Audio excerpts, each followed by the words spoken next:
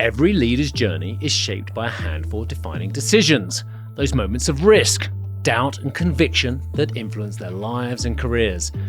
In this podcast, we get to hear the stories behind those choices. Welcome to Executive Decisions with me, Steve Sedgwick. In this episode, I speak to Olivier Blum, the CEO of energy tech company Schneider Electric. I don't take it lightly. I think when you take a CEO role, it's a very important commitment. I'm not this kind of person that do that, for 1 year, 2 years. So if I accept, it's because I want to commit.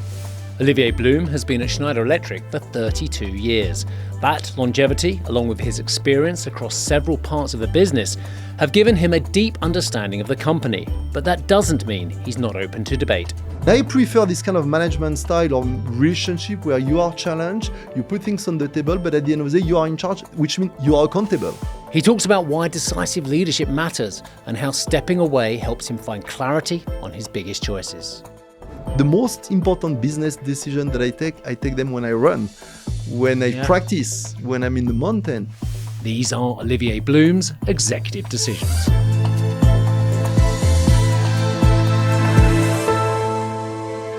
I know Schneider Electric very well. It's a company I've learned lots about in the last decade. I know very little about you. Who is Olivier Blum? Oh, that's a good question to start. You make my life very difficult. Thanks for having me first. Well, look, if I have to define myself, I would say I'm a very passionate person. So whatever I do it at 100% or more. I like to have a kind of freedom in everything that I do, in my personal life or professional life. So I would say my passion and my commitment is really always proportionate to my level of freedom when I feel I can really impact, when I can really have a positive impact on everything that I do. And, I was lucky enough to meet this company, Schneider Electric, 32 years ago, and I'm still there. So, I've enjoyed the journey so far. Let me go backwards and find out a little bit more about your backstory as well. Tell me who Olivier Blum was growing up. What did he want to be? Before I started my professional life, I wanted to be a rugby player. I think I had a bit of skill, but I was not working enough. And what I've learned through my professional life is there is no mystery. Even if you have a bit of, you are gifted, you have a bit of talent, at the end of the day, if you want to be good at something, you have to train hard. And probably I've learned that. It took me too long, probably. And if I knew that when I was a boy, maybe I would have been a professional rugby player. But I applied at least that learning, in my professional life. And I think I put a bit more energy in my work, and that has helped. Luck, talent, hard work. I don't know anybody whose successful life hasn't got at least two of those. But when I look at, and I'm like you, I love those analogies with sport, but when you look at the most talented sport player in the world, you take Jordan in basketball, you take Mbappe in soccer, whatever, maybe they have all of this. But what I've learned is they have one characteristic, that they apply more than the other. They work more than the other. Yeah. They train more than the other. So I don't believe you are gifted. I think you can build new muscle, but you can build those new muscle to be more strategic, to be good at that or whatever. But you just have to train more, to practice more, So I agree with you, but I think that's probably the most important characteristic. So you realised you weren't going to be a sportsman, and then just tell me a little bit about your latter stages of education and who was your mentors as well. Just tell me a little bit about growing up and how people helped you make decisions. So I was really, really lucky to have a pretty good leader when I was in the commercial organization when I started. And I would say the most important moment was in 2001 when I was called by the CEO of Schneider before Jean-Pascal, Henri Lachmann, to become his chief of staff. And I really asked to myself, why did he ask me to do the job? But I've learned so much being close to him. And I was lucky, between Henri Lachmann at that time and then Jean-Pascal, to spend a large part of my career close to amazing leader. And I've learned so much from those people. What have they taught you? They did not tell me much, actually, but they challenged me a lot. They raised the bar permanently. They've sent some weak signal. They are not kind of people who tell you should do that or that or that or that, but they challenge you. They raise the bar, and you have to capture those signals sometime. And at the beginning, you don't understand the signal. I remember my first executive committee as a chief of staff.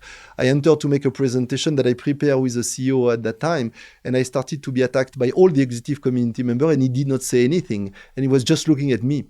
How I would react in such an hostile environment. And I went back home and I said to my wife, I think that was my last day at Schneider, But what I mean, it was more indirect leadership, indirect coaching, and that has been so powerful. How did that feel? It was tough at the beginning. Yeah. But again, you are so fortunate when you work close to those people and you observe the way they work and you spend time with them, it's you are learning every day, What did you think when you thought, oh, this is my last day at Schneider? This is the career I want. I'm really happy here. I'm working on these amazing people. It was so painful that was not a big problem at that point of time. I think it was. I would have loved to escape the company at that point of time, but no. And joke aside, I stick to the job, and I've learned so much again. How do you approach criticism? I've got better over the years. I don't often respond well to feedback certainly when I was younger. I think I'm getting better as I get older, but I find it quite hard sometimes. What about you? Being present, feeling rested, feeling that you are in a good mood to make decision or whatever is also true for feedback. It's really about your own mood. Sometimes those feedback hurts, but they are so useful, Sometimes I don't react when I don't like necessarily those feedback, but feedback is a gift at the end.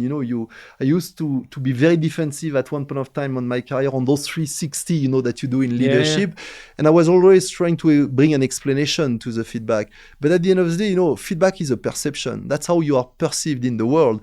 You cannot debate perception. It's about emission and what I emit when I speak to you. If your perception is black, it means that it's black and it's not white. So I try to reflect a lot on those feedback. And I guess I'm less and less emotional on all that because maybe I feel a bit more rested than I used to be 15 or a bit less emotional, than I was 10, 15 years ago. Aging is helping for sure. Because someone else's perception of you is their reality. So you need to actually show some form of empathy to understand where they're coming from rather than say, no, that isn't right. But when you are in a job, when you feel that you are supported by the people around you, your chairman, your board, your family member, and so on and so on, your management team, super important for me. It makes it much easier to do your job at the end of the day. It doesn't mean that you are always right, but you have people who are around you with a good intention to have a positive impact. Therefore, all those feedback you take them because they are genuine. They are coming from people who want to do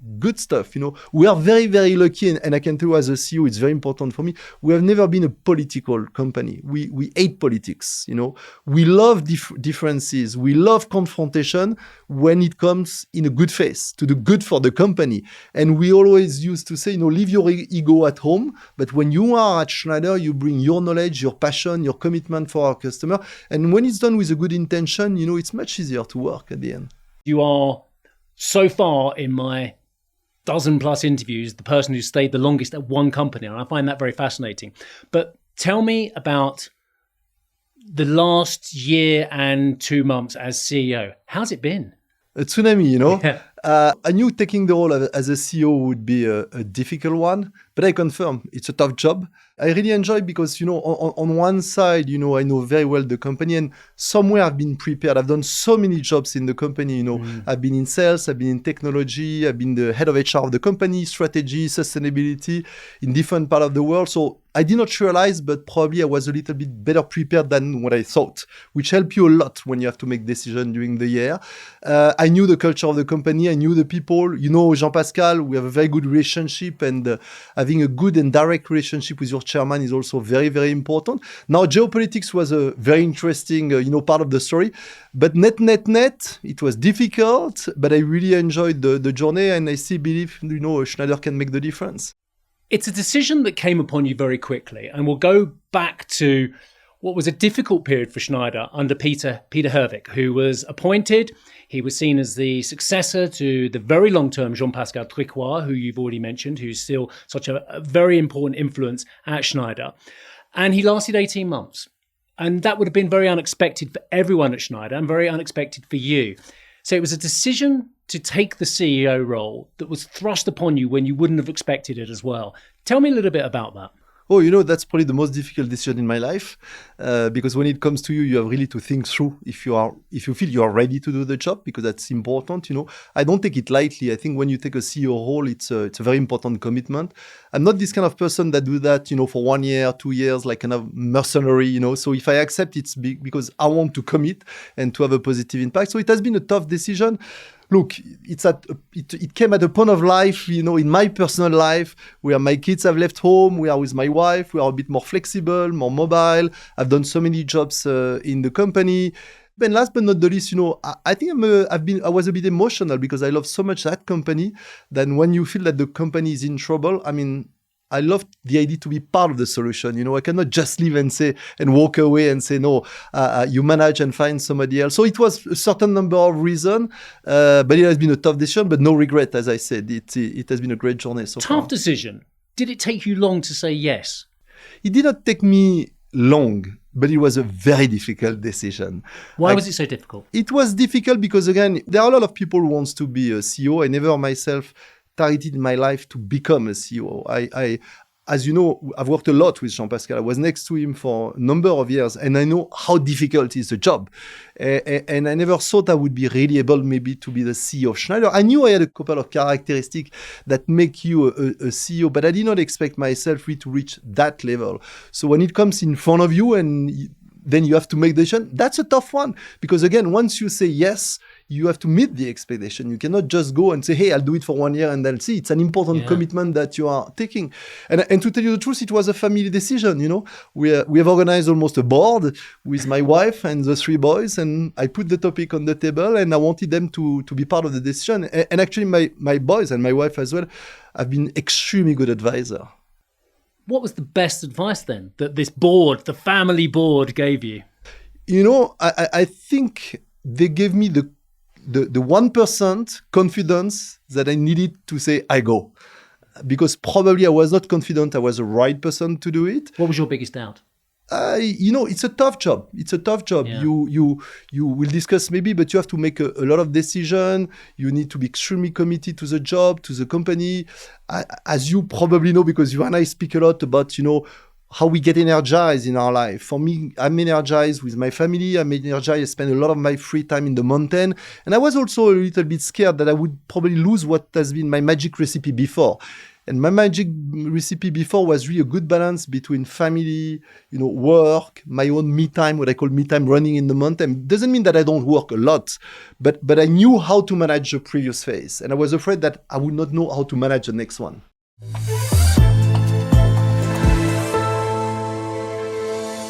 As several of our guests on Executive Decisions have said, nobody teaches you how to be a CEO. There's no CEO school. You can get great advice from peers, from mentors, but it's a very lonely place as well. No one teaches you. It's a lonely place. And indeed, you lose that freedom. Have you lost your freedom making that decision? When I took over the job, I told to my wife, I mean, you don't know it, but I run 6 days out of 7 almost every week. We'll come to that in a moment because I'm jealous of that. And why I mention that, it's because for me, this is the way I do a kind of reset. This is the way I keep a balance. And this is what keeps me, rested somewhere. And when I'm rested, I'm a good leader. And look, after 1 year, I managed to find this balance in the new role, between family, my sports, and the job. And yes, so far, so good. I really enjoy, but I'm not saying I'm good at everything that I'm doing, but I know I found that balance that where I'm rested, I can take distance. And, at the end of the day, you don't have a lot of decisions to make when you're a CEO, but when it comes to you, they are very important decisions. So better that you have the distance and you know how to reflect. And the world is getting even more complicated. Yeah. So you don't read those answers to those decisions in a book, in a management book. Every situation is a new one. You have a lot of contradiction to manage. And so far, I'm doing good. I would say I feel I'm doing good. Doesn't mean that I'm good at doing the job, but your question was more personal. Yeah. I feel good in the job. It's been an enormously swift learning curve, I would imagine. Have you made some bad decisions during this first year? Probably. I've made a lot of bad decisions in my career, for sure. But when you are in those kind of executive positions, unfortunately, it takes a bit of time to realize the bad decision you've made, because you don't realize year one. It's more 2 years after, 3 years after, 4 years after.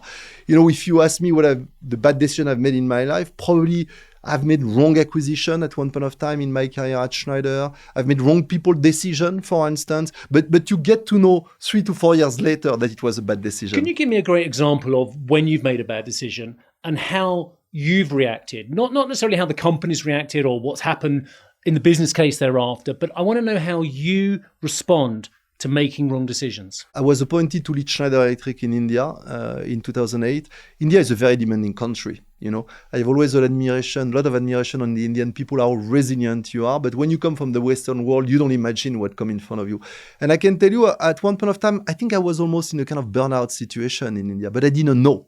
I didn't know that I was losing somewhere my way of thinking. I was not rested, but I didn't know. I was waking up, I was a bit tired, but you don't know that you are in that kind of situation.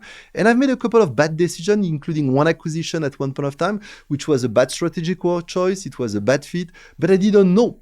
Actually, I knew something was wrong inside me, but I did not have somewhere the clarity of thought at that point of time to say we should not do it. And I realized that only 1 or 2 years later. So my learning and the takeaway, which was the most important for me, is again, and why I'm obsessed about being rested, being present in the moment, making sure you still have clarity of thoughts. I think it's super important even more when you are a CEO, because again, you don't have a lot of decisions to make. Usually they're extremely important, they are impactful for the company, and you don't have a lot of time to make it. So I'm really obsessed to have always this clarity of thoughts. We both know, in my humble way, doing a bit of sport, and you in your very elite way, and we'll come to that later, but we know the importance of cortisol, and we know the importance of stress, and we know the importance of mental and physical mechanisms to lower that cortisol and to de-stress as well. So when you're making bad decisions, you're finding it hard to lower those levels, and when you're making good decisions, you're a lot calmer. Do you believe that? It's not about good and bad decision. It's about having the learning mechanism to do post-mortem on a regular basis on what you have done. And then when I do performance review with my direct report, I tell them it's not a performance review.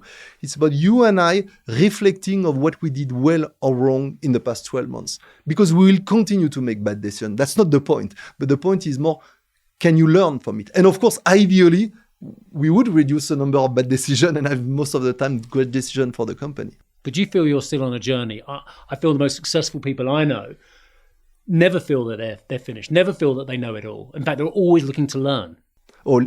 I think leadership is the most interesting journey that you can go through. I think it's a permanent learning. The environment is changing around you. The generation expectations are changing. So when I hear leaders who tell me, or managers, I know everything, I say, look, I think you got it wrong. Because the higher you go in a company, the less you know, actually. And the more intense has to be the learning journey. At least it's my belief. You've mentioned a few times about Jean-Pascal Tricoire. We should just tell our audience that he was the man who perhaps created the modern Schneider Electric. He believes passionately in sustainability, and that culture has followed through into the entire company. But he is such a dominant influence, or has been at Schneider for so long. I know he acts as a mentor to you as well, and is a very important sounding board. The 18 months of Peter Hervik didn't work, but do you find it difficult working with such an important person in the creation and the culture of Schneider Electric? I don't want to discount your question because it's a very valid question, the relationship with the chairman and the board. But I'm privileged. You said it yourself. When you are CEO, it's a lonely job. And having the privilege to have a person that you know with a sparring partner to you. I don't consider Jean-Pascal as a chairman. I consider him as a sparring partner. And the good thing with Jean-Pascal and the two of us are the same. We are absolutely committed for the company. There is no real personal agenda in what we are doing. Really, what we ambition is to do a good job for the company and to make sure Schneider has a positive impact. So when you are with someone in front of you who is in good intention, in good faith, will challenge you sometime, will ask you some difficult question, but you know the outcome is really for the good of the company, that's great. And we always say, or I always say personally, when you have 2 or 3 people in the room and we all agree, there is a problem. I love to have Jean-Pascal sometimes disagreeing with me, having a different perspective, and you have so much experience. So that's great. And I think we have that relationship where we can make it simple. Sometimes it can be very direct and transactional. Sometimes it can be different, but we trust each other. And when there is trust, it's very easy to disagree. Yeah. And I prefer this kind of management style or relationship where you are challenged, you put things on the table, but at the end of the day, you are in charge, which means you are accountable. You are the CEO. You are the final decision maker at Schneider Electric. But when the board asked you on day one, what do you have in mind? You talked about, well, actually, there are a lot of things you want to do. You want more regionalization. You want to restructure the company as well. Big decision. How did you go about deciding so early on that you had a slightly different vision from what was already there? I had the privilege to be in the company for so long, number one. So it's not that I come into the job and I just discover. And I was operating from inside. So for me, it was very obvious, one, we need to put this new direction in place. In a world, where AI is everywhere, AI needs compute. Compute needs energy, and energy can be made available thanks to energy intelligence. It's also very obvious that when you look at really the macro trend, you take the energy topic, the AI topic, the geopolitics, everything is changing around us. So that was the perfect time if you want to set up this new direction, this new mission for the company. And then it was up to me to define what type of leadership I would like to have in the company. So I was clear about all of that fairly early. And then we worked hard with my executive committee in 25 to make sure that by the end of September last year, we'd be ready to launch this new cycle. But what is the biggest thematic in the world, perhaps the biggest this century and perhaps even longer than that, is the advent of AI. You mentioned the words energy tech, and I think that's probably how most people describe you now.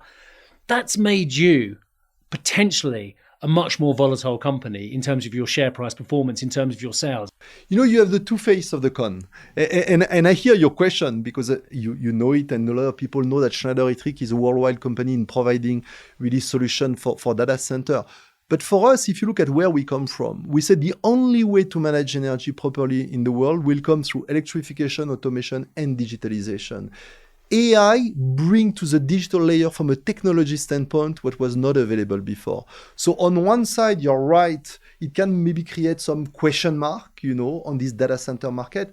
But on the other side of the coin, we have now the technology that make our solution really even better for you in your home. Maybe tomorrow we can connect your electrical panel, we can extract data, we can automate, we bring an AI agent, and that will decide on your behalf how you can save 20 to 30% of energy in your home. It was not possible just 3 years ago. So I'm more excited by that part. Of course, I love the other part, but that helped me to transform the entire positioning of the company. And that's why we say advancing energy tech, bringing energy intelligence to the world, because it's now possible with all the latest technology. So that's super exciting. Has that decision to push energy tech and to go so heavily into supporting the AI industry and the data industry, has that been something that you've actually find really exciting or nerve-wracking or both? Because it's such a big decision. I knew we had to build this new cycle and redefine the positioning of Schneider. And it's very interesting because, as you know, the Schneider Electric, actually this year we are celebrating 190 years of history, of innovation, mainly in product, in hardware. But at every step, of industrial revolution, we were there. I said industrial revolution. But what we did not realize, we started to migrate in the past 10 years from an industrial company to a tech company. But by and large, we are still behaving like an industrial company. So the signal really to the market, to our customer, to our employees, our partner going to energy tech, show that Schneider Electric will be this kind of hybrid company, leveraging the past, the largest industrial company in the electrification world, but a company which will leverage more and more digital. And that's why I'm super excited by this migration or by this hybrid positioning. And energy tech is a strong declaration to the world.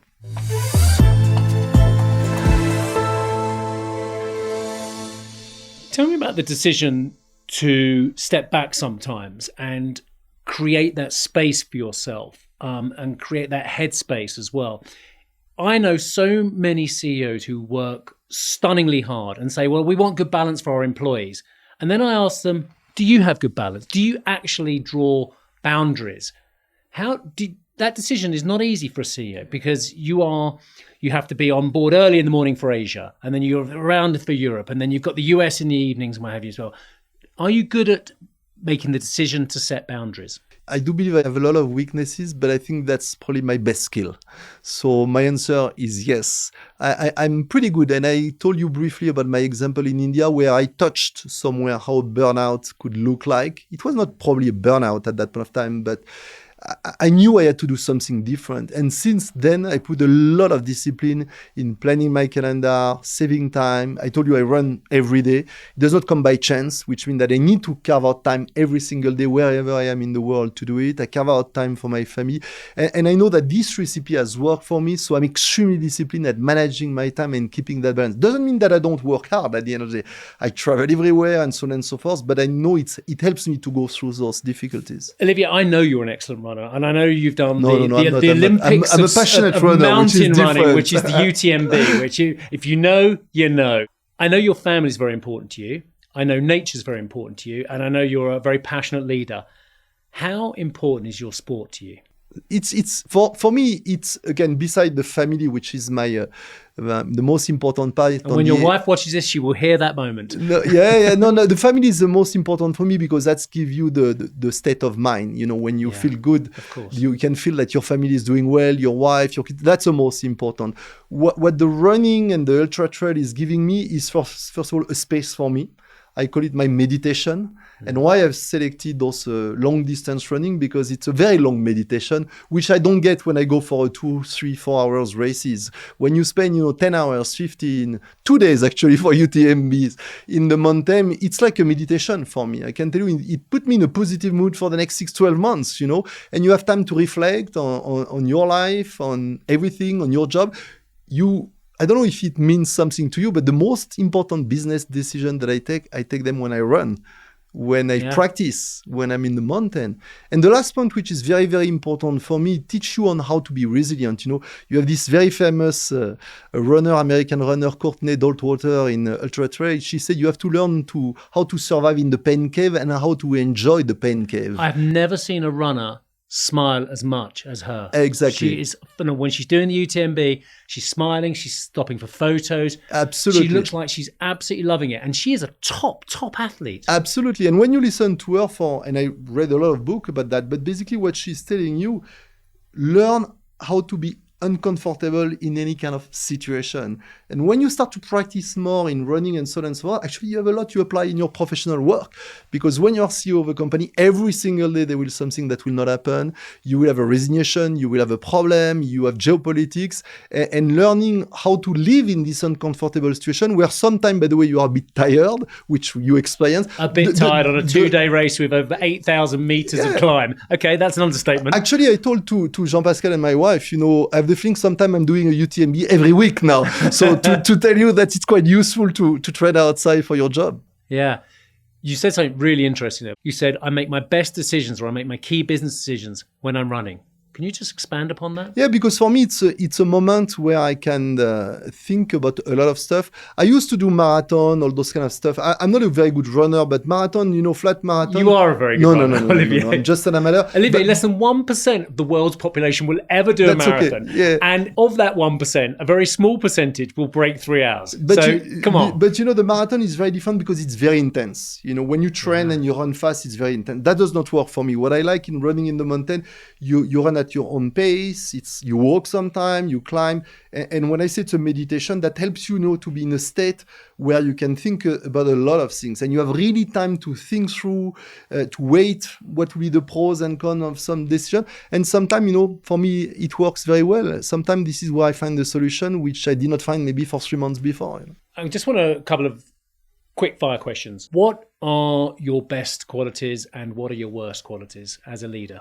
I think I've built over time this capacity to be a better listener, which I was not when I was younger. I think I was just speaking too much and taking too much space. And I've learned how to differentiate when as a leader I need to speak and give the direction. And those moments where, for instance, where I'm with my executive committee and it's for them to speak, and you realize that the more you listen, the more you learn. If you cut someone after 1 minute, you don't have enough time to go to really the deepness. So being a better listener definitely is something that I've cultivated over time. And where I can still do a better job, I'm still very impatient and passionate. And sometimes it's bad because you just want to do too many things, and prioritizing probably a little bit more, sometimes being a little bit less impatient. Now, in the world of today, I still believe that there is a premium for people who move fast, who make fast decisions. So I cannot commit that I will do a better job on being impatient because speed is an obsession for me. But prioritizing a little bit more, I think I can progress. You mentioned to us earlier that it's been a tsunami since November 2024. Do you like making decisions in that tsunami? Since I took over the job, the topic number one that I'm pushing at Schneider since November 24 is to make faster decisions. And it's not only because the world is getting more fragmented, but I've learned that by spending 20 years plus of my life in Asia. I grew up in France, where you go through a very rational education, where you are taught to make decisions where you are 90% sure. And then I spent 20 years between China and India, where you realize that there is always a premium for people who make fast decisions. Right. and then you can correct. Move fast, then correct. And then I also learned that you have to make the difference between the irreversible decision versus the reversible decision. But you realize that 99% of the decisions you make are reversible. You know, I used to take a lot of time to buy something, to buy a car, even at the personal level, but even in business, most of the decisions you make are reversible. And I do believe that there is a premium to move fast and correct rather than waiting for 6 months, 1 year or 2 years. So that's really somewhere a skill that I would like Schneider to be the best at, because I think that will make us very, very different. And the final question, if you had to say what you think the next big decision you have to make in your career, what do you think it'll be? In my career, I don't know. For the time being, the next step is to make Schneider Electric successful, to do a good job, and then we have time for the next one. Do you think you'll ever work for anyone else? I don't know. I don't know. It would be difficult. I think so. It's a good question. But look, I still have a bit of time in front of me, and then I'm going to push that question to a later date. Olivier, it's been an absolute pleasure getting to know you. Karen enjoying your running, Karen enjoying your family, and Karen enjoying Schneider Electric and the tsunami that is being the CEO. Thank you, sir. Thank you for having me. Olivier Blum is an extraordinary individual, the only CEO I've interviewed for this podcast who's only ever worked at one company, over 3 decades so far at Schneider Electric. And when the offer of a CEO role at Schneider came up just over a year ago, it came up unexpectedly. What did he do? He didn't make the decision on his own. He convened a family board. His wife and children were pivotal in him accepting the role that he says has been like a tsunami over the last year. How does he find balance in his life? Well, he does find balance from working, his family, and the time he spends running on mountains. He is an extraordinary athlete. And this is really interesting. He says he makes his most important business decisions when he's out running in the mountains. That's when he has the headspace to make the key and pivotal decisions. Thank you very much indeed for joining me on Executive Decisions. I would love to hear your feedback. Drop your thoughts in the comments or a review. And please hit that follow or subscribe button. You won't want to miss the next episode of the podcast dropping on Tuesday, where I speak to the CEO of Novartis, Bas Narasimhan. I think the idea of becoming a CEO only fully occurred to me 6 months before I became CEO of Novartis. Genuinely? Genuinely.